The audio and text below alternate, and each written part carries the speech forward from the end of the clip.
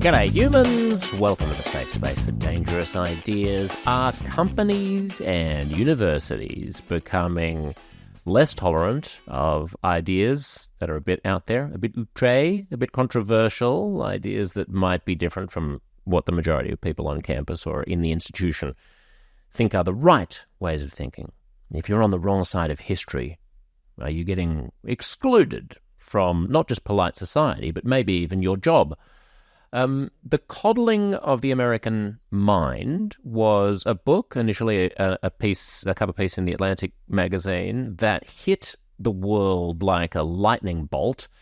Back in 2015 was the Atlantic cover story about how we're all becoming essentially snowflakes and we're raising children to be dysfunctionally sensitive and hyper-vulnerable. It was written by Jonathan Haidt and Greg Lukianoff. Greg is our guest today. He has a new book, a follow-up to The Coddling of the American Mind, called The Cancelling of the American Mind, because what Greg works on in his day-to-day business, essentially, as a lawyer, is in defending people who are being persecuted for holding unpopular opinions, often at universities, often in big organizations. Greg is a New York Times bestselling author. He's the president and CEO of the Foundation for Individual Rights and Expression, which is the acronym of which is FIRE. He's written a bunch of books about freedom of speech, and his collaborator in The Cancelling of the American Mind is a Gen Zer named Rikki Schlott, a journalist, political commentator, just in case anyone thought that this was old fuddy-duddies shaking their fist at the heavens and saying, kids these days just can't take a joke. Rikki is on hand to report from the front lines of the American university campus about what's going on, what she's seen, and the aspirations that she holds for free speech in American academia and American capitalism. She's also a research fellow at FIRE, and she has a podcast called Lost Debate, as well as being a columnist at the New York Post.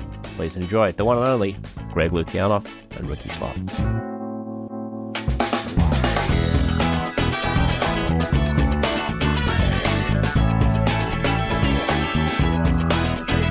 How are you feeling doing a book tour? How are you feeling doing a book tour about free speech at a time when there is a crisis in the Middle East which touches exactly on a bunch of issues that people find it most difficult to talk about? Like on both sides, this is one of the most toxic issues in terms of feeling like you are given a pass to be able to float ideas, to be able to kick around ideas, to be able to consider who's at fault and who's not at fault. It's like everyone has an extremely strong set of priors. Oh yeah, at this time. And you all, I mean, it partially comes. One of the reasons why it doesn't, bother me is the fact that one of the most important values of freedom of speech is to know what people really think, not even if it's monstrous, but especially if it is. So right now, a lot of the speech that you're seeing some professors and certainly some students saying on campus looks incredibly callous at minimum, in some cases really outright supporting murderers, rapists, and terrorist attack. And that's pretty horrifying. But you're not safer for knowing less about the world. So I think that if people are looking at some of the opinions in higher education and going, whoa, what the, and looking at some of the polling for, particularly on how supportive people under the age of 25 are of not just Palestinians, but of Hamas, that's stuff worth knowing. So I think that now when you're arguing about, the harder argument to make at the moment is the free speech culture argument. Telling people that if you're making blacklists of people who signed the Harvard letter blaming Israel entirely, for the Hamas attacks, and you're trying to remind people that if you're making blacklists and you're deciding not to hire people on the basis of their opinion, we would still consider that cancel culture. I can understand that the answer is, what a lot of people actually try to argue, well, it's not really cancel culture. I'm like, well, according to our definition, it is. Like, cancel culture is the uptick of attempts to get people deplatformed, fired, not hired in the first place, and otherwise punished for their point of view. A big uptick around 2014, accelerating 2017, and the culture of fear that resulted from it. And I hear people saying, "Oh, I just disagree with your definition of cancel culture." I'm like, no, I think you can't make the definition too subjective, or else it becomes meaningless again. But if what you're saying is, do you think that these are people who deserve to be canceled? Then I would just want kind of people who are saying that to own that. Now, and I always have a caveat on the decision not to hire, from some of these elite schools, that I think almost nothing healthier could happen for the country is if America was far less dependent on creating, giving our fanciest positions and our ruling class positions to graduates of these very strange places like Harvard, Yale, Stanford, etc. I think we'd be a healthier country for it. And I also think that if you hire from one of these places, one of the things you have to make sure is that you're not hiring a canceller. Because I'm very sympathetic to the idea that you can have some radical beliefs on some stuff that really matters to you and still be an amazing employee. But you do want to make sure that you can tolerate other people's beliefs as well. Because what you don't want as an employer is someone who shows up like a lot of elite college students did, and around 2020 and 2021, saying it's my politics are the highway, and I think you should get rid of the following 5 employees. That IT guy who seems to be vaguely pro-Trump, that guy's got to go. I think that one thing that campuses have been exporting to corporations has been an unhealthy cancel culture that's bad for business.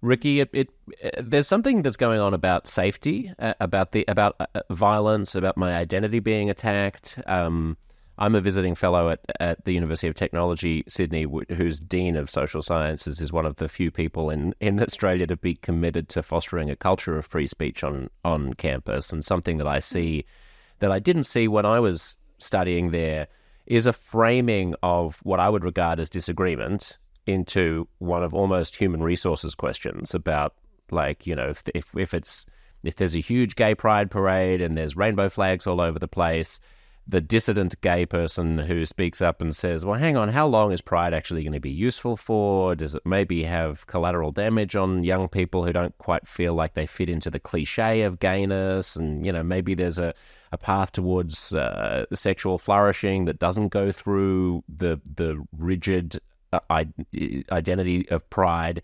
That person can be credibly accused of undermining people's identity, attacking their lived experience, and making them feel unsafe in an area where they should feel safe. What's that shift about? Yeah, I'm 23 and I read The Coddling of the American Mind, Greg's prior book, when I was in college, and it very much diagnosed what I was seeing firsthand on campuses. I was raised certainly in a period of time where it was pretty unambiguous that speech was effectively equated to violence. I think a lot of my friends who spent more time online and in Tumblr sort of crevices may have been more prone to believing that and clinging on to their identities more forcefully. But I do think the safetyism was rampant when I was at NYU. I only did 2 years of school at NYU and ended up dropping out during the pandemic. And it was institutionalized and reinforced, the safetyism that you're referring to, in just such profound ways. It's pretty hard for me to believe in retrospect, looking back. When I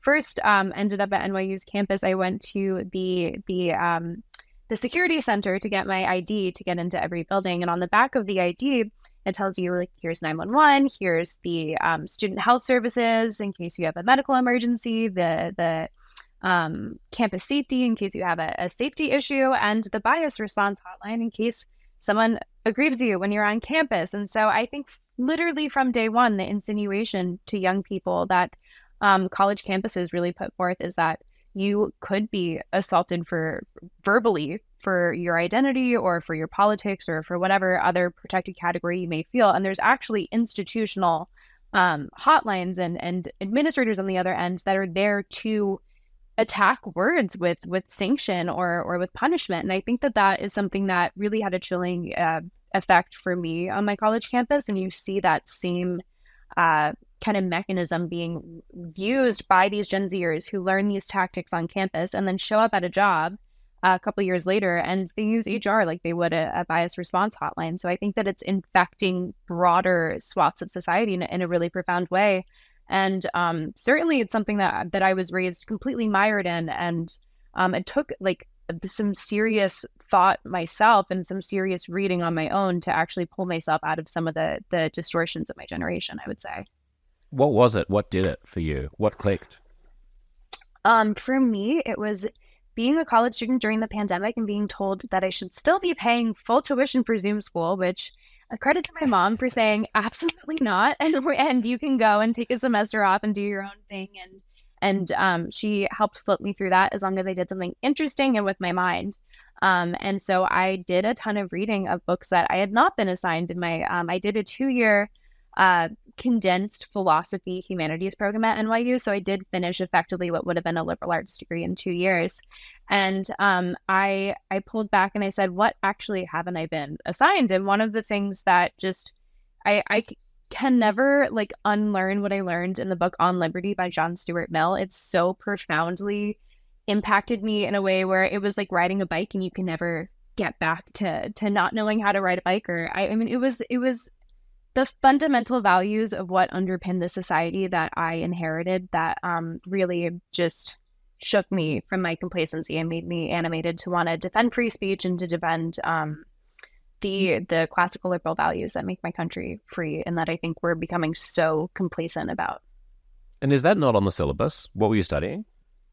No, we had utilitarianism, and I actually ran into a professor later on who I'd had at NYU, a philosophy professor, who I mentioned that I'd read On Liberty too, and I was like, why didn't we read that? And he goes, oh, I haven't read it. Like, oh. Get out. Okay.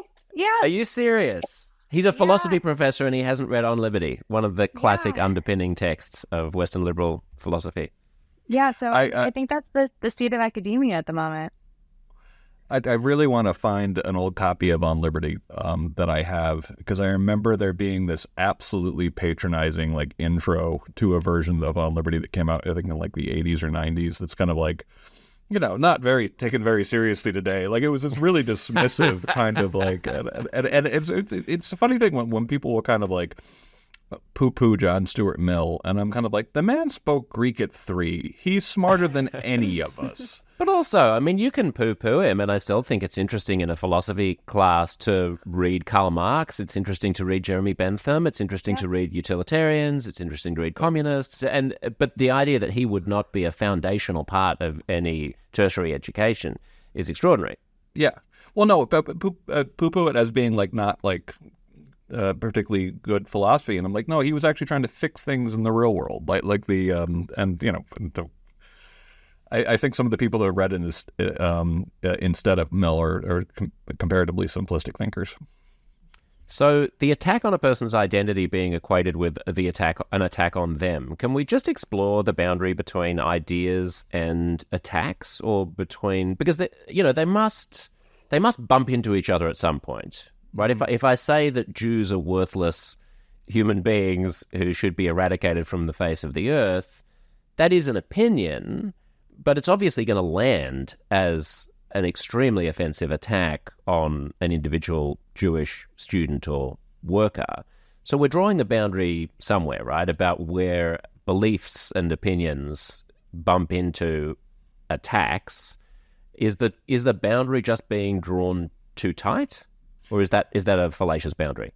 Well, when we talk about, the free speech culture versus free speech law, one of the things in free speech law that we think actually makes a lot of sense, but my mom's British, my dad's Russian. I spent a lot of time in other countries.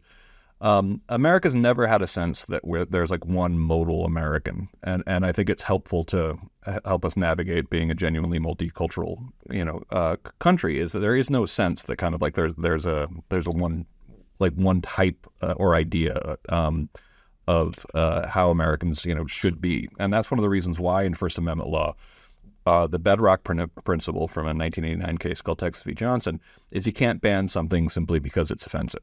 And because offensiveness is just too damn subjective. Basically, people disagree on it from year to year, from person to person, from group to group, even across genders and class differences. Now, how does that translate into, our argument for free speech culture? Again, it's the idea that we think it's valuable to know what people really think. I think we do too much of associating in higher education the idea that there are, you came up with a great example of where ideas and identity do clash. But I think we do an awful lot of sort of associating identities too much with opinions and ideas. And that's one of the things we talk about in the book is we try to get people to think of cancel culture as a way of winning arguments without winning arguments. That essentially cancel culture is a way to not refute someone or convince them, but to scare them out of disagreeing with you or to run out the clock so that they no longer, bother. And we talk about on the left, we talk about the right and the left's different rhetorical fortresses, which are ways of avoiding arguments. And we talk about the way identity gets used in higher education, but how it's bled out to the entire society, and how you get taken down this entire sort of demographic funnel of, are you white? Are you male? Are you cisgendered? Are you, et cetera? And we actually do the numbers, and we're like, okay, this gets down to about 0.9% of the population that has so congratulations, you've eliminated 99.1% of the people you might be arguing with. Also, since you can claim kind of anyone's conservative or an idea is conservative, and then you can dismiss it there, that gets you pretty close to almost zero if you really want to use it liberally. But here's the thing, none of it mattered, because by the time you get to the next step, are you phobic? If you are a transgender, non-white person, and you have the wrong opinion, you still don't count. You actually get, in many cases, so for example, when we talked to pretty much every black conservative author we knew and black moderate author we knew, have been told that they're not really black for some of the opinions they have if they weren't conforming. It's like, oh, that's amazing. Right. That's perfect. Because Clarence Thomas is not black. He's an Uncle Tom. But my favorite version of that was someone saying that Peter Thiel isn't actually gay because of his political opinions. Yes. He's a man who has sex with men, but not gay because of his political opinion, which is a nuts, a crazy perfect track. And of course, trans people are told that they have internalized transphobia. Rikki gets told she has internalized misogyny. I'm the queen of internalized misogyny, apparently. Of course you are. After going on Jordan Peterson's podcast, I am just the queen of it. You can join us. You can join us, self-hating gays and self-hating Jews, in the tribe of ever-growing Uncle Toms. Yeah, it's interesting, isn't it? So I mean, yeah. Do you want to just finish that thought? I mean, I feel like there's another beat there about how identity relates to the kinds of ideas that we're willing to tolerate. In other words, my thinking about myself essentially as a cluster of different communities rather than the John Stuart Mill on liberty idea of each individual having a certain sanctity, so that in the rambunctious roiling conversation about the way that identities intersect in culture, though when those identities bump into each other, they're not just ideas of identities bumping into each other. They're a personal attack on individual human beings. Well, it ends up falling too much into the idea of like, this is your identity and this is your approved opinion from that point of view of identity, which is oftentimes something imposed from without, and usually by elites themselves, saying that that's the gay opinion. It's like, really? Like, you really think that's appropriate? And earlier in my career, I would have said nobody actually thinks like something that's stupid. But now I actually feel like we have this very primitive way of arguing where we just assume that there are, what was Ayanna Pressley saying, that we don't want, non-intersectional black voices or like whatever. Yeah, and two observations on that front. First, one thing that I noticed quite a lot in discussion-based seminars when I was on campus is that this idea that we're talking about attaching identity to ideas was pretty much the beginning of every statement that anyone would ever make, because the incentive is to say, as a woman, XYZ, or as whatever card you might be able to play to protect yourself and insulate yourself from identity-based attacks. it's supposed to give you some sort of credibility. And I remember in retrospect, I mean, my only card I have to play is the woman card. Unfortunately, I don't have anything else in my deck. But as a woman, this is my opinion, and that was how all of the conversations went effectively in my philosophy classes. But then the second point I wanted to make as well, to your point about individualism, is I mean, I think Gen Z is really butting up against a reality here where we're pushed so far towards intersectionality because it's such a diverse generation. It's the most, especially in America, probably the most diverse generation of people to ever live in one society in human history. And I think it's really striking to see the intersectionality where we're starting to see each other as Venn diagrams, and I'm this and I'm that, and I'm a woman, but I'm also queer, but I'm also of color, and I'm whatever umbrella of everything that you can put yourself under. But in the end, you're making the case for individualism with intersectionality. And I think that Gen Z is really butting up against that reality, because if you're all these groups, like in the end, whatever is overlapping is you. And I think that that realization is, I hope, coming down the pipeline as we delve more into that sort of intersectionality politics, because it just defies all logic to look at yourself that way. I wouldn't hold my breath, Rikki, about that realization coming to pass. I mean, because the intersection of the Venn diagram is still going to comprise more people than just you. Well, I mean, I think there's intimate. I think there's infinite circles to draw. Because how many circles have you got? Right. I mean, your politics, your geography, your sexuality, your star sign. I mean, in the end, we're all individuals. And I think that the intersectionality is an acknowledgement of the fact that these few essential demographic points are not enough to comprise an individual. And it's an excuse to broaden that out in a way that I think is a really lazy and frankly cheap dodge of the fact that individualism is the ultimate truth. And what of the argument that it might be very nice to aspire towards this world, but in reality, the world that we live in is a world in which people treat each other on the basis of the color of their skin and whether or not they're male or female, and whether or not they present as male or female if they're trans, or whether they pass. It's a world in which homophobia still exists. It's a world in which there are structural ways in which certain communities are disadvantaged. And it's naive to think that we can all just bounce around as happy individuals treating each other as individuals. Sometimes communities have to come together and say, no, screw the system, stuff the man, like we are going to cohere as a group, and we're going to assert our rights as a group. But this is one of the values of individuality, is that, and this is something that Alan, Kors used to say, this probably still says, one of the co-founders of FIRE, that, group rights don't guarantee individual rights, but individual rights guarantee group rights. Because it needs to be up to you how much you actually think, like, are you defining yourself as a member of the gay community? Are you defining yourself as a member of the male community? Are you defining yourself as a member of the black community? It's got to be up to the individual to decide how much or how little they think they are part of their group, and then to make that decision first.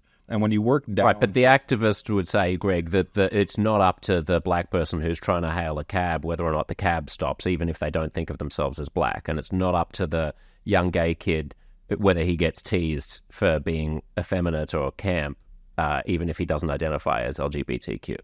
Yeah, I guess we're talking about somewhat different things then. I'm talking about like how individuality, actually, having an individual focus allows for group, and it just doesn't work the other way around. When it comes to actual things like discrimination, I mean, nobody's denying that all of these things are real, and that the law actually has various ways of dealing with it. But when it comes to, since we're primarily talking about speech, are you saying that because of these realities, we need to give more power to police speech? Yes, that's the claim that I'm asking you to refute. I'm not putting that claim forward. Yes, in other words, if I publicly articulate a bigoted view that undermines a community's identity, mm-hmm. that people inside that community feel like it's not good enough to just say, well, we're all individuals, so don't care about my attack on this group. And that does then lead to some kind of curtailing of speech or some kind of punishment of the person who seems to be stripping away people's identity and reducing their group allegiance. Yeah, I think that it's something that Jonathan Rauch writes a lot about, is that the best, ally of of minority groups has always been freedom of speech, and for a very big reason. And this is a major misconception that I feel like I'm running into more and more commonly, is that, and actually just a flat out wrong argument that I've been saying, is that freedom of speech exists to protect the majority, the powerful, the rich. And it's like, no. The rich and the powerful have been protected historically by being rich and powerful.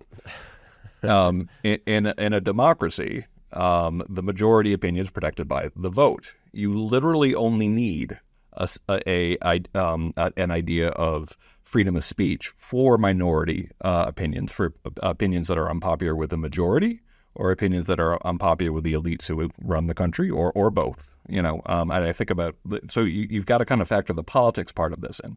And the reason why we've turned all this stuff on our heads is that a lot of these ideas are coming out of institutions where the people who think, who oppose free speech are kind of like who actually, there's a political super majority that actually kind of like, well, what am I doing? Limiting my own power? I can actually bring paradise now that I'm actually, in the one making the rules about speech, while kind of pretending that they're still powerless. I mean, it's one of the reasons why I think you see this weird self-deception in some of the richest companies in the world, like at institutions like Harvard and Princeton, sometimes talking as if they think they're the little guy, in a lot of these circumstances.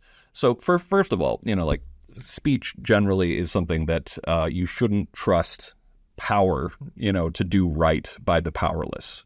And that's something that has been shown time and time again, that when you give those powers over speech to power, it will use it in its own interest. And I think that when you see this happen, on campus, that sometimes they will use these lofty powers to police speech to more or less protect the brand name of the university. It's kind of like, well, no kidding. Like, obviously that's going to be what happens. Now, when it comes to how do we deal in a free society with the fact that you can actually create, say, like a hostile environment for gay people, or or when you were talking about picking people up in a taxi, like that, there are laws, saying that you can't discriminate on the basis of customers. There are, when you're talking about someone saying something, rude to someone who's gay, the idea that you can ban simply that incident, no, because of the bedrock principle, like I brought up. But a pattern of behavior that's discriminatory, then yeah, because that's considered really to no longer be speech, and that's the way that we deal with it on campus, and that's the way we deal with it in the larger society in the United States. But it can't simply be someone saying something extremely rude, or else that basically is giving the power to go after kind of whoever they want.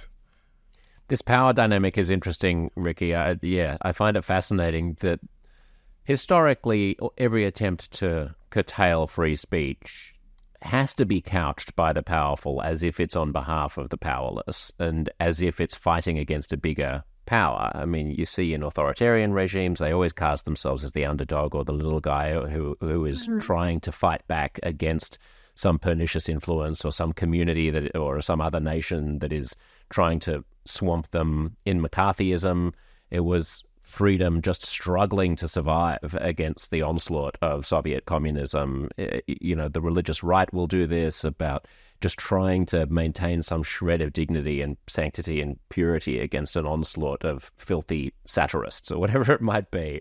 And the weird thing about today is that the mainstream dominant elite positions that wealthy, mostly white, university-educated people hold have been able to peg themselves to genuinely disadvantaged communities, and therefore appear to be on behalf of the marginalized and the disadvantaged, even though what they're actually doing is entrenching a powerful superstructure of speech codes and exclusion and a kind of a soft McCarthyism, which is itself an enactment of the views of the powerful. Mm-hmm. Mm-hmm. Yeah, I mean, I couldn't agree more. And I think that some of the most heinous events in human history have been carried out by people who are claiming to be doing so on behalf of the little guy. And that's something that we've certainly learned loud and clear from history. But also, I mean, I think posturing that speech codes and censoring people and creating a society full of tripwires is somehow helping disadvantaged groups or the little guy just defies basically every statistic that we have about cancel culture and political correctness. We know that the majority of Americans know what cancel culture is. They're concerned about it. 82% of Americans say that political correctness has gone too far. So we have a tyranny of the minority of overeducated, overzealous, illiberal crybabies, effectively canceling other people and setting up all of these traps for other people to fall into on behalf of the minority groups that they pretend to be purporting to do this on behalf of. But they are actually the tyranny of the minority in the end, enforcing that on the vast majority of Americans who do not want to live in that sort of world, and especially on young people who don't want to live in that kind of world. I think the statistics on Gen Z and their attitudes of cancel culture is often surprising to people. Because we have overwhelmingly the most negative view of cancel culture of any generation alive. And that completely defies the trend of boomers having the lowest view of them, and millennials, as you get younger, more and more pro cancel culture. But Gen Z completely reverses that trend.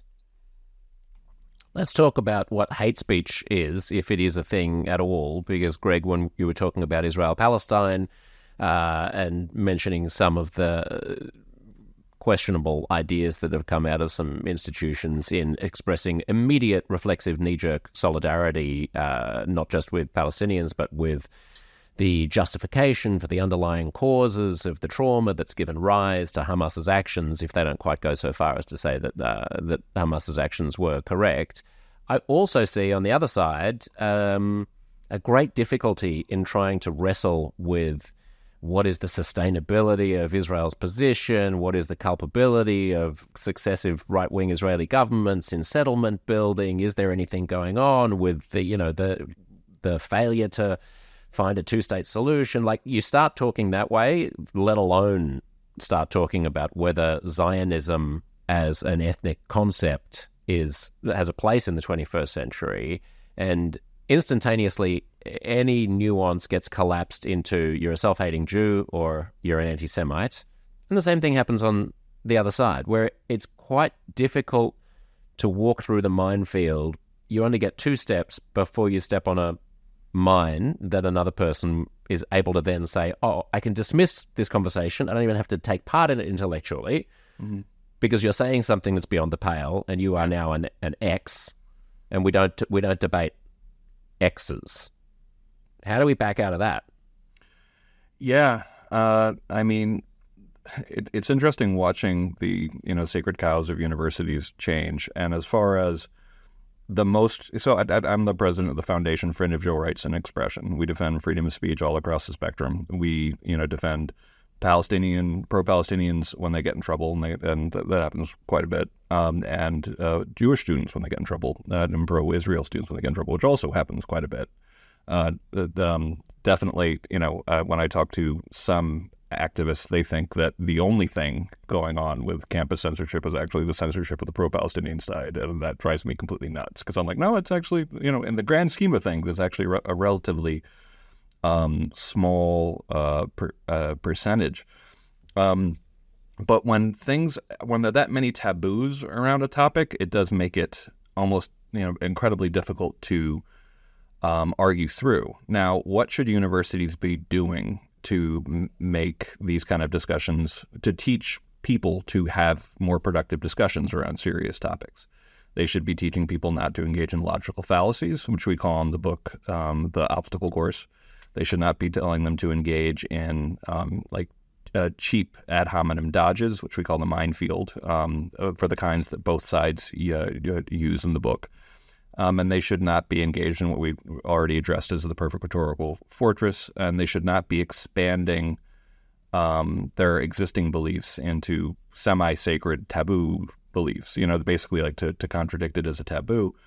And that's what you would expect from a good educational system. And we are actually supercharging it instead. Rather than unteaching or teaching people how not to do this, I feel like a lot of people are learning in some of the most elite schools ways to not actually have to have an argument at all, because you just spend all the time figuring out ways to argue around it, but never actually directly about it.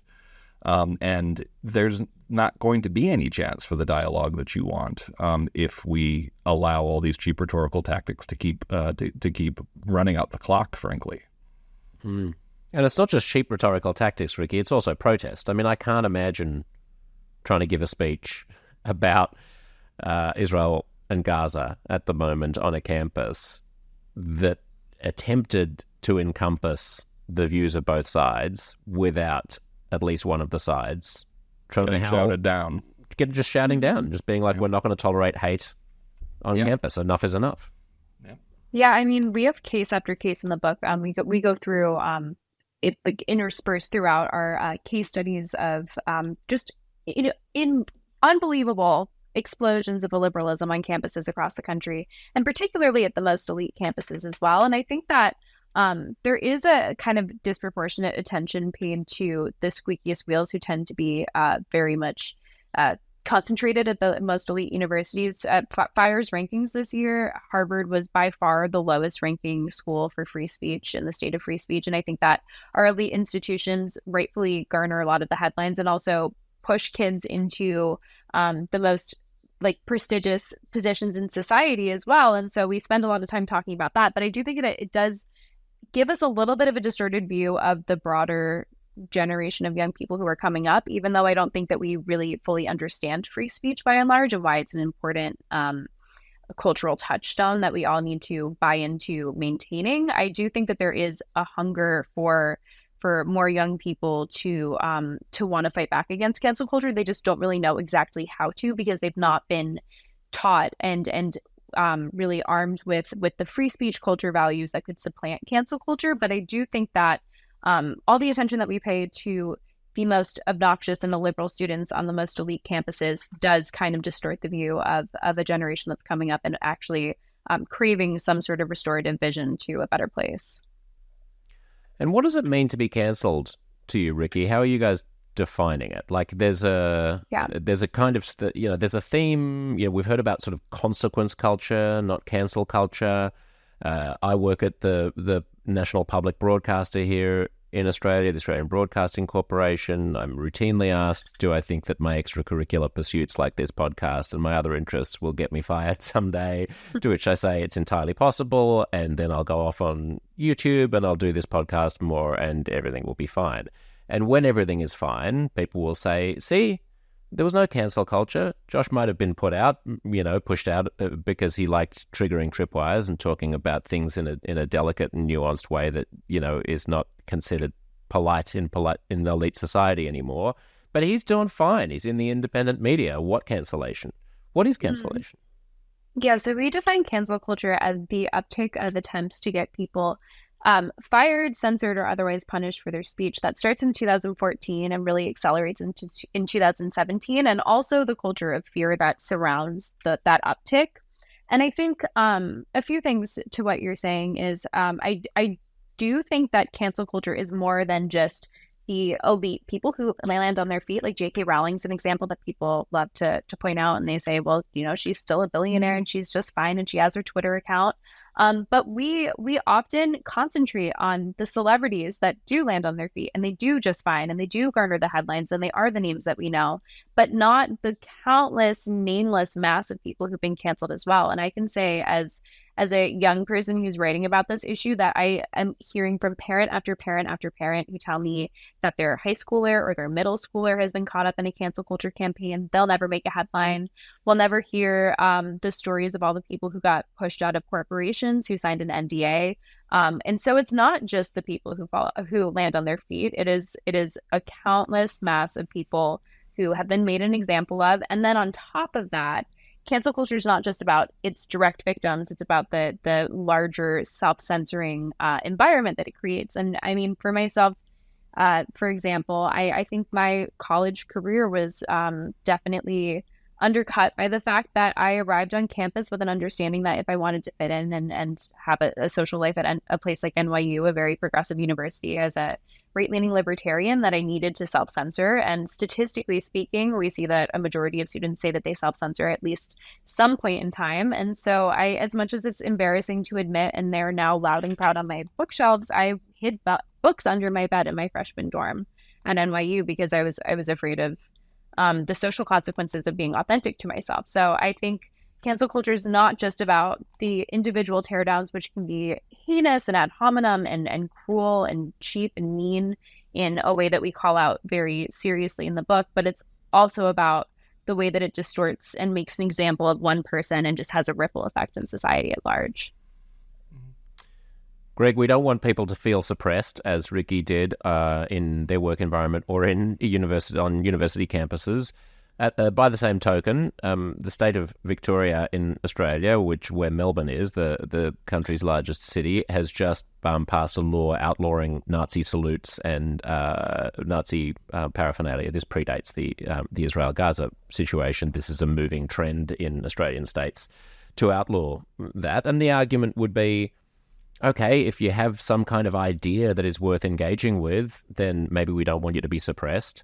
But if your idea is Heil Hitler, what's the problem with suppressing it? Why should we live in a country where that kind of hate exists? That would, making it illegal stops it? Stops it in public. Like there have been demonstrations where, a bunch of guys will go up to the town hall steps and do Heil Hitlers. That will now be illegal. That's funny. Well, for one thing, one of the things that we've seen, on campus, and actually, there was an episode of a Netflix show called The Chair, which is about like life at it's Sandra Oh stars in it, and it's about life in a little, kind of falling down liberal arts college in the middle of nowhere, and they have a situation where the professor does a Heil to Heidegger. Talking about Heidegger was a Nazi, and it's not him saying I love Hitler. It's him saying screw you, freaking Nazi, and that gets caught on tape, and then immediately, like he's canceled. There's a movement to get him fired. And it was funny seeing Michelle Goldberg, a reporter for the columnist for the New York Times, who I quite like, actually, quite a bit, calling this out in something that I wrote, saying, well, like that's just fanciful, no, wait, sorry. She called it out, like in the show, and being like, that exact thing happened at a school like 7 months before. It was based on a real thing that was a fired case and the message they were trying to convey with the Heil Hitler thing was you're being a fascist. So I think that there's a the mind that you can fix serious societal problems through suppressing things that are uncomfortable or ugly is very, very short-sighted. I think probably nothing did more to stop the American Nazi movement than the fact that Nazis were free to march in Skokie, Illinois. They were defended largely by Jewish attorneys from the ACLU, who, they hated their attorneys, and the lawyers didn't like them either. But they defended them, and people got to see how freaking ridiculous they were. There's my executive vice president, Nico Perino, Aaron Reese, and Chris Mulvey did a documentary called Mighty Ira that I'm also the executive producer of, which is about the life and times of Ira Glasser, one of the great civil libertarians of the 20th century. He was the executive director of the ACLU for 25 years. And how ridiculous, these marchers made themselves look is really portrayed only in a way by seeing them yourself. And there's a moment in the movie where apparently he didn't arrange the march really well, and things are going wrong, and they never do. And you almost feel like he's going to shout out, it's like, you're turning this Nazi march into a travesty. Like there's nothing funnier than actually seeing these people at work. And so the idea that kind of state power making the salute go away is somehow going to do anything real to address the problem. And actually, it's worse than that. It will generally get people to talk to people, hate speech laws in general, to the people who they know won't turn them in. Who are those people known as? people who agree with them and who are also Nazis too. And there's great social science on this. You get people who agree to each other, talking to each other. They start out here, and then they spiral off into the sides. And you can break a group of a dozen people into two groups of six, from left to right. Go have them talk to each other, and they come out more radicalized in the direction that they came from. So I think that I just think there's totally thinking you can fix these things just through censorship. And two, I don't think they understand group polarization and how this can actually make things more dangerous. And one thing Rikki. from our book that I think is a super interesting piece of data that we've been fortunate to be able to debut is from the National Contagion Research Institute, which found they did an analysis of mass Twitter bans since 2016, which is when they started purging accounts that, definitely had some very unsavory views and connections, like white supremacist accounts or Proud Boy accounts in mass. And they found consistently that in a month where Twitter purged a group of these accounts, that Gab, which tends to be a more radical right-wing Twitter alternative, increased in membership pretty considerably every single time they moved people from Twitter. They just went to a place where they would have this confirmation loop feedback bias. And so we think that that's a pretty serious condemnation of what social media censorship can do, because it will not get rid of those ideas. It puts them in a more obscure and weird crevice of the internet where people only hear from people who agree with them. And the rest of us don't really understand what's going on in that corner of the world. And I think an even more disturbing version of that, in my opinion, is what happened when we quarantined the former president of the United States from Twitter and allowed him to go into an echo chamber, start his own echo chamber, and only talk to his supporters. And the rest of us don't really understand what's happening in the Truth Social corner of the internet, and what a serious plurality of Americans believe in, and like the viewpoints. We just see these these Truth Social screenshots that might float around Twitter here and there, but like, are we not better off for knowing what the former president of the United States, who very well could be the next president of the United States, is tweeting or thinking? Or would we rather just allow that to exist in its own little magosphere? I think basically all of the instances of mass social media censorship or high profile social media censorship like that have seriously backfired in a way that is statistically and I think just philosophically obvious. It depends on your measurement of success here, right? They may fail. These bans may fail if your metric is, does it wipe those people off the face of the earth and stop them from spreading their ideas with each other? But if the metric of success is, are we able to create a social media environment in which people who are not batshit crazy are able to talk constructively about things without having neo-Nazis jump into their timeline and start arguing with them, then that is an upside, isn't it? Just let the crevice. If you're quarantining them and they're going off and doing their crazy thing, but you can block and on some level, who gives a shit? Yeah, you can block and you can mute and all of these. And I think actually a good measurement is how much safer it makes your society overall.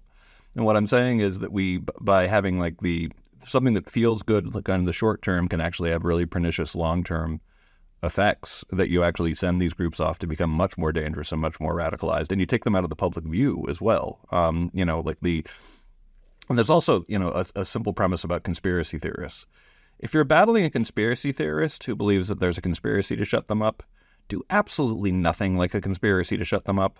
A lot of these things don't handle the light of day very well. They don't stand up to evidence, and they can end up being your harmless crackpots as opposed to your truly dangerous person who suddenly found their island of dangerous misfit toys. Yeah, maybe there's a difference with social media that rubs me the wrong way, which is that you're talking about an environment in which there are algorithms that are putting their finger on the scale to select for content that is going to aggravate people, going to get engagement, going to get people to like or comment or share.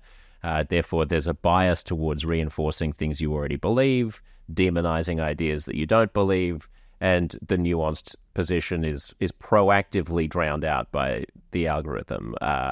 So there I felt like, it's on some level, can't we curate this shit? Do I have to constantly be hearing the volume turned up on the craziest stuff? I'll just leave the platform. But I take your point, Rikki, about the general principle. I mean, and also, Greg, about the ridiculousness of extremists when you actually shine a light on them and look at what they're doing. I mean, I was mentioning the neo-Nazis at Melbourne Town Hall doing their Hitler salutes. And when you saw close-up news footage that was very sensational of this melee of far-right activists, it looked terrifying. And then you see a wide shot. It's 23 dudes all stand in the middle of nowhere and a bunch of passers-by filming them on their iPhones. Yeah, fat Aryans. Yeah, it's absurd. Well, I mean, this was the thing that I realized accidentally walking, because I used to live in D.C. during the Clinton administration, and I didn't realize that Bill Clinton went to the church that he would go to was on 16th Street. So when I'd be doing like my Sunday walk, I remember walking by all these horrible, funny-looking, dudes like holding like things signs that said things like Jew whores, like things that made no sense at all. Some Jews are whores, Greg, so they may have had a point. And for every one of them, there was 7 or 8 protesters, on the other side. So it's kind of like, so some of these laws, they they exist in a world where there won't actually be the counter protest part, right. That's actually that's how it works in the real world. That's how civic society takes place. But I did want to add, and just so Rikki talked a little bit about cases that we can't know about and cases that are hard to quantify. I did want to give the audience a little bit of a sense of how bad this is in higher education and how much trouble we think higher education is in. And I usually have to start off by giving explaining to people what a bad moment in academic freedom looks like in the modern era. And what I mean by the modern era was it wasn't until between 1957 and 1973 that the American First Amendment came to really strongly protect academic freedom and campus free speech. Like before that, people thought that you can fire professors if they were communists, for example, and the law wasn't instructive that they couldn't. But after 73, probably one of the biggest paroxysms of what we call mass censorship incident was 9/11, and that was when there was, and that was right when I started my career. All these people getting in trouble for, in some cases, saying insensitive things about the attack, like anyone who can blow up the Pentagon has my vote was my actual first letter defending someone. Or in some cases, like my friend Mike Adams, criticizing someone who said America had it coming. So there was an intense case, and the normal situation for mass censorship is national security, something real, everyone's freaked out. And there were, then there was a big uptick of these. There was about 17 professors targeted in the years after 9/11 for 9/11 related speech and also Iraq War speech. About 3 of them were fired, and that's really bad. When you look into it a little bit more, it actually turns out one of them was fired for academic misconduct at Ward Churchill after having his speech rights vindicated, partially with something fire fought as well. Samuel Arian was actually exonerated from him just saying death to Israel in a tape recording from 1989 wasn't what got him fired. It was actual ties to terrorism. And 3, that was a case where someone devoted a lot of her technical writing class to a long argument about the Iraq War, and basically they made the argument like, you didn't teach your class, for a long time, so we're not rehiring you. But still, 3, that's a bad couple of years. Now we're looking at, since the beginning of cancel culture in 2014 and going through about last July, our data indicates over 1,000 attempts to get professors punished or fired, that about 2/3 of them have been punished in some way, almost 200 of them fired. And, to give a sense of, and it's not actually a fair comparison because the law didn't apply back then. If you look at McCarthyism, the biggest study that was done during McCarthyism, and we're still in cancel culture, so that's the one you should count. And by the way, McCarthyism was 1947, 1957, so that's 11 years. They found about 63 communist professors were fired, about 90 for their opinion overall, and a lot of times that's rounded up to about 100. And we think now, with lots of decades to look into it, there might be more closer to 100, 150. So we're talking about numbers that are actually larger than the number of professors fired under McCarthyism, but it's actually worse than that because we know in a lot of these smaller schools, none of None of this makes the light of day. Like there's no news coverage of the 800th ranked school in the country, for example. But 1 in 6 professors say they've either been investigated or threatened with investigation for their academic freedom, free speech, etc. 1 in 6, which is just a crazy number considering there's already no viewpoint diversity in some of these departments, or very little. It's amazing they can find this many, heretics to burn. And 1/3 say that they've actually been told that they shouldn't pursue controversial research. So we document that this is happening on a scale that we have no comparison to. Nothing in the last 50 years comes even vaguely close to this. And we do point out, by the way, that 1/3 of the punishments of the professors who are punished, those actually come initially from the right. And that means, Fox News, Turning Point USA, like all of these groups that actually do campaigns to get crazy lefty professors fired. Now, of course, the administrators actually doing the firing oftentimes are not themselves right, but still, and it's interesting to watch if suddenly, for some people, that suddenly makes them care more about the topic. And it's like, okay, well, if that made you care more about the topic, then I care less about your opinion about this topic, because you should care. It's not a principled position. It's not. It's expedient. It's not a principled position, and I just like when you in the book we talk about all the different sort of conformity-inducing devices there are, short of cancel culture, in higher education today. So I think it paints a more desperate picture of what higher education looks like in the United States, particularly elite higher education, than even I initially intended to. I actually got very depressed while writing the book, coming to realize all the different mechanisms you can have to either slightly discourage someone from publishing something. What are those, Greg? You talked about it. You just mentioned a conformity-inducing mechanism that falls short of cancel culture. What's an example? A diversity, equity, and inclusion statements. That essentially, this is something that, and the amazing thing is this happened in 2020 when we were seeing an unparalleled uptick in professors losing their jobs for their opinions and students getting published. We've never seen a year as bad as 2020 and 2021 ever. In fire history, and it's probably the worst year since the law was established in 1973 at minimum. And just to unpack that, that's because we were at a moment of heightened racial and social justice reckoning. Is it? Was it amidst in the wake of the George Floyd murder sense that if you're not on the right side, then you're on the wrong side of history. And also everyone had a whole lot more time to be locked up and shooting other people down with their cell phones. So this is true. That plays a role too. Everybody became their Twitter avatar, and that person is much less compromising and much more, righteous. That was the context. And of course, I'm a civil libertarian. Like so when I saw the horrifying murder of George Floyd, I was like, okay, well, here are the following 5 or 6 reforms that we can do, and we should do right now. And we should get political will together to actually pass something that could actually prevent this from happening in the future.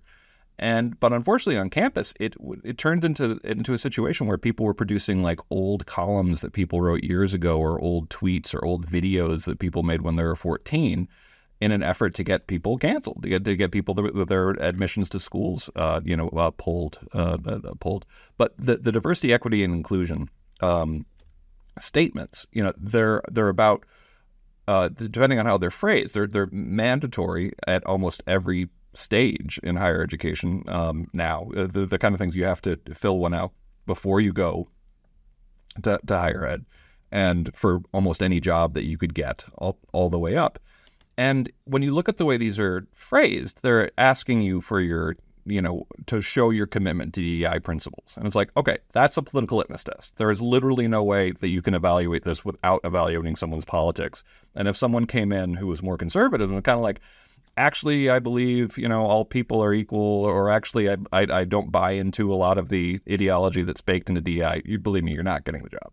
But also, you don't have to believe him for that matter, because we did an experiment. Nate Honeycutt at Fire, before he came to Fire, did an experiment where he got a huge number of professors together to actually evaluate various DEI statements. And he wanted to see if the most doctrinaire sort of what might be called like a woke version of the DEI statement. And then he had ones that emphasize viewpoint diversity, socioeconomic diversity, religious diversity.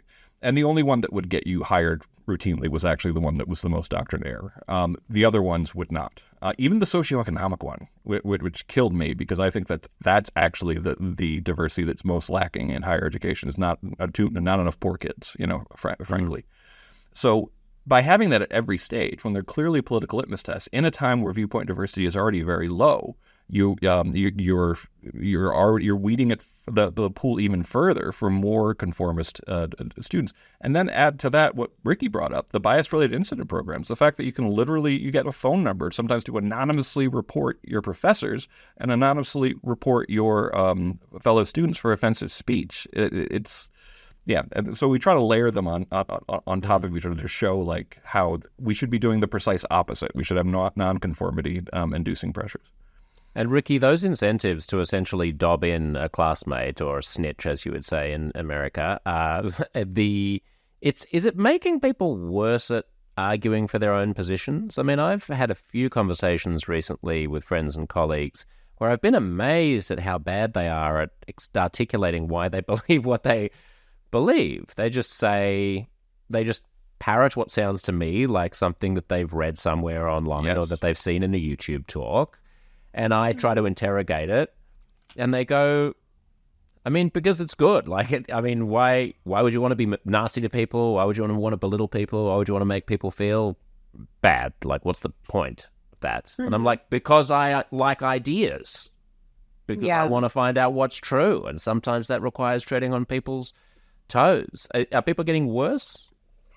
Yeah, I mean, certainly. I think John Haidt calls this institutional stupidity, and I definitely saw that at NYU. When you have a group of people that just all, at least vocally, agree with one another and have not actually had to defend their viewpoints against anyone else. I mean, I think devil's advocacy is something that has just completely gone to the wayside. I remember when I was in class one time, a kid said, "I'm going to play devil's advocate," and he obviously was probably like the most vocal right-leaning person in the classroom, and it was just like hisses and sneers at him, even though he was posturing that it's not even his own viewpoint. Get the devil, get the devil.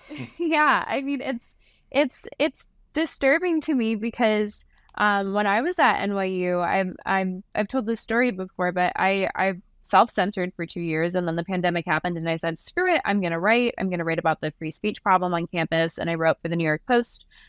Just about feeling like I couldn't be authentic to myself and how I think that's a problem on campus. And I thought I was completely and totally alone when I hit send on that op-ed, and that I was ready to just be completely piled on. And I did get some people who canceled me from group chats, etc. But by and large, the response was actually super, super positive, even from an extra, ultra progressive elite university like NYU, where people were reaching out to me en masse, like kids that were in my classes, kids that lived across my hall, kids that like I'd seen and interacted with on a daily basis, professors, deans, who I would never have known actually felt the same way as me and actually had different viewpoints, and who all reached out to me and said, I completely agree with you, but just don't tell anyone that we had this conversation. So that's how the institutional stupidity self-perpetuates, is that there might be people around the table who might want to challenge ideas, but they're all too afraid of doing so. And so those who have the dominant viewpoint really come out the other end having not really seen their views challenged, even if there might be someone at the table who thinks otherwise. I want to talk about sensitivity training and the gender difference between our attitudes towards cancel culture, if there are any, and how we should fix all this and what the future looks like. But to our free listeners, I will bid you all farewell, and I hope you've enjoyed this conversation with Greg and Rikki. If you want to subscribe, uncomfortableconversations.substack.com. Is there a gender split between our attitudes towards cancel culture, Rikki? To hear the rest of this conversation, go to uncomfortableconversations.substack.com/listen, and you will get your own personal premium podcast feed with at least 3 extra episodes of the podcast every month and heaps of extra stuff, including the remainder right now of the fabulous conversation you've just been hearing. If it was worth listening to this much of, don't rob yourself of the rest. Pull out your phone right now and search for Uncomfortable Conversations on Substack.